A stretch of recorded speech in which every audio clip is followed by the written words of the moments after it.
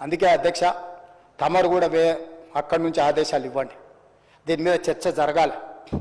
Media మిత్రులకు కూడా నేను అడుగుతున్నా, మీ సంఘాలు ఏవైతున్నాయో సంఘాల నాయకులను కూడా అడుగుతున్నా, ఎవరో జర్నలిస్టులు లిస్ట్ ఇవ్వండి. జర్నలిస్ట్ అనే పదానికి డెఫినేషన్ ఏందో ఇవ్వండి, ఆ లిస్ట్ ఇవ్వండి. ఆ లిస్టులో ఉన్నోళ్ళు ఇట్లా తప్పు చేస్తే ఏం శిక్షిస్తారో మీరు నిర్ణయించండి. ఆ లిస్టులో లేనోడు జర్నలిస్ట్ కాడు, జర్నలిస్ట్ కానోడిని క్రిమినల్ కిందనే చూస్తాము.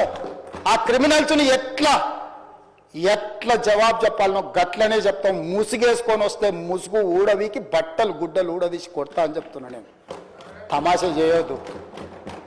నేను కూడా మనిషిని, నాకు చీమునెత్తురుంది.